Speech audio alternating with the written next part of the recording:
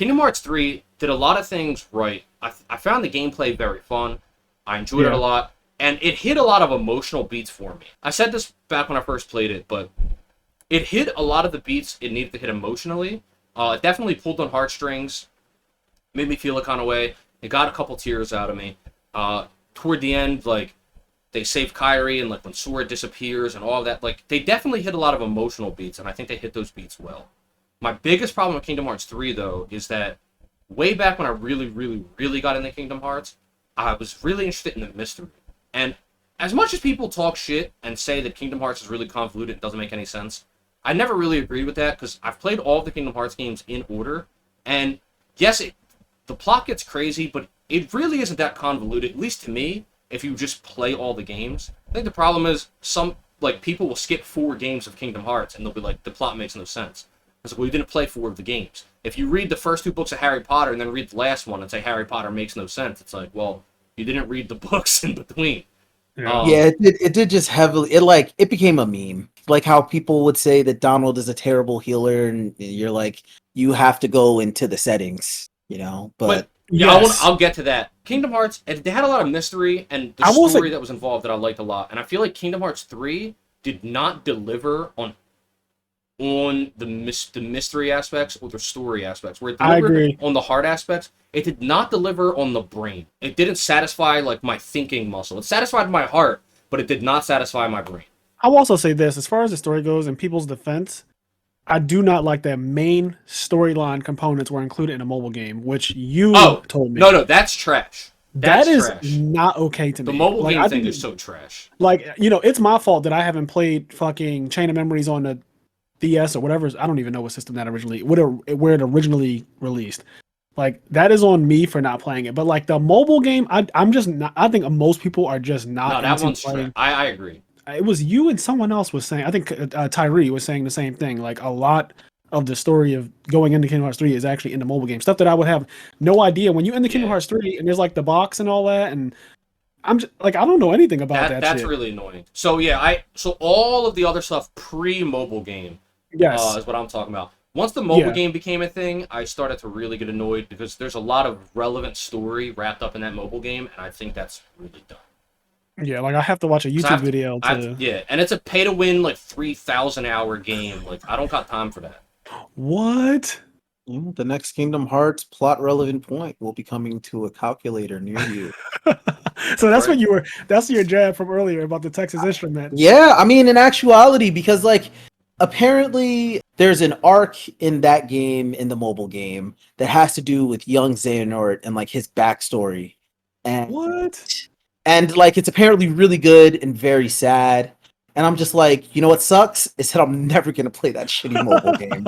I'm just like, sucks. I'm never going to play it. And I'm one of the hugest Kingdom Hearts fans that I know. And I'm not going to, like, I even tried. Because I actually despise mobile games. I just can't get into them. I don't know if it's just like playing them on the phone or whatever, but I just can't get into them. Well, and I tried to play that game. I put that hatred aside to try and play that game because I love Kingdom Hearts that much.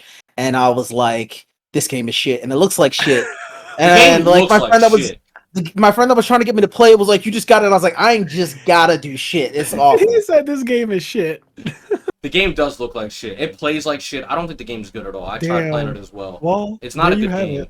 But it just sucks because I know some people dog on Chain of Memories, as is not a surprise here on this podcast. I'm a huge fan of card games. And Chain of Memories, the deck building aspect of that game is really fucking fun. And obviously the game doesn't play out like a card game, but you build your deck for the action sequences. And it's really fun when you get your deck flowing in a certain way. And so I like Chain of Memories a lot. My point is, I hate that it went to cell phones, because if instead everything that was put into that cell phone game was put into like DS games or PSP games or whatever. You know what I mean? Like, they would be complete games. They wouldn't just be like an ongoing cash grab, like pay $4,000 to be able to play the game. Like, if they just made it a complete $40, $50, $60 game on a DS, a 3DS, a PSP, a PS Vita, whatever, like, I would have bought them and enjoyed them. Like, I don't like the PS Vita. I think that system sucks. But I would have bought a PS Vita to play Kingdom Hearts. Sony does agree with me, so... I think that's something to be said about like when thinking about developing in general, but especially developing like a game and trying to like realize where your audience is and trying to keep that audience. Yeah. I suspect, I have a sneaking suspicion because I don't like Square Enix as a corporation. I just have a sneaking suspicion that Square Enix was pushed in that direction because money. Yeah. Because It's very obviously that. you know what me and Kenny used to do? Our friendship was kind of like bonded through this partially Kingdom Hearts theory crafting. That's what we would do. We would literally just talking about things that you think. Theory craft. Yeah. Yeah. We'd be like, yo, because I don't know how many people remember, but before Roxas had a name, he had an acronym. It was BHK because he was the blonde-haired kid. No one knew who he was, and everyone was like, "Who do you think BHK is?" Oh, well, maybe he's blah blah blah. Maybe he's this. Maybe he's that. We had this theory. What's his relation with Sora? What's this? What's that? I remember at the end of Chain of Memories on the Game Boy, you see like a little picture, and it's blonde-haired kid sitting on top of the clock tower in Twilight Town. And you're like, what the fuck is going on? Like, why is he in Twilight Town? Who is this kid? I even like how they have the X in their names, like the Organization 13 members and stuff. Yeah. Oh yeah, as a part of like their. Yeah, and you can take it out and then rearrange the letters, and you get their. What's that called again? That's not an acronym. It's a anagram. Anagram. Yeah. Yeah, I think that's really cool too. Roxas and the whole Sora thing, and like Axel and what's his name, Lee or some shit. Yeah. And like me and Kenny used to do that all the time, right? And Kingdom Hearts has gotten to a point that like we can't even have fun theory crafting anymore because the next plot relevant thing is in this mobile game. Yeah, 3,000 hours of story is in a fucking pay to win game. I just cannot believe that's real. And so I'm just like, I'm not like a teenager anymore. I can like very easily see through that. That's the other thing too. The younger me would probably be susceptible to some shit like this. Yeah, but like now I'm like 30 something, and I'm like, man, Square Enix, you can fuck yourself. Microtransactions are fucking big no for me. I got caught with that shit with Pokemon Go. They definitely pulled on my 6-year-old heartstrings. And I started to empty my wallet a little bit. I started to actually pay to play Pokemon Go. I got caught up with the whole world almost got fucking wrapped up in that shit. And I just one day cold turkey stopped. I was like, this is a rant. Like, this is not Pokemon. This is fucking, you took my childhood and you weaponized it. That's what you did. They weaponized it. They did succeed in like creating world peace for like a week. I remember when Pokemon Go first came out, everyone in the world was happy for like a week. New Yorkers were fucking, instead of pushing each other out the way and cursing each other out about where they had to go, people were running for Charizard. They were pushing and trampling each other for a Charizard. World peace for a second.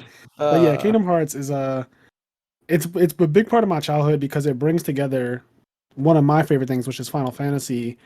And I don't really like. I'm not the biggest Disney fan. I'm not going to act like I am, but I did grow up watching all the Disney movies. Like I know all of them. Like I know Little Mermaid. I know Beauty and the Beast, especially. I know Lion King.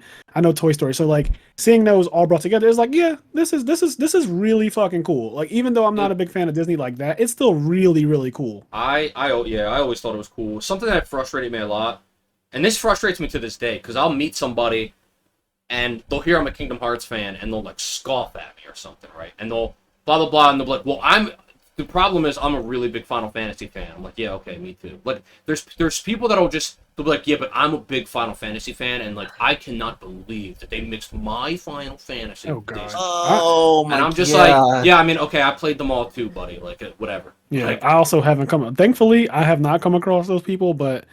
I'm sure that they exist because I can just imagine that being a thing. People who are like, this is too kiddie, this is too childlike. Oh, because my younger self kind of thought that. I was like, why would I want to play a game where Disney characters are involved with like Squall and Cloud? Like, that just sounds weird to me. I was like, I saw that commercial for Kingdom Hearts 1, and I like immediately called my dad, and I was like, I know I don't want for Christmas. I want that. Yeah. And then, it's actually funny. He got it for me. My dad got me Kingdom Hearts 1, and I actually, in an alternate timeline, I hate Kingdom Hearts. I'm not a fan of it and never played it because I was playing the game and I got to Wonderland and I was like, bro, fuck this game.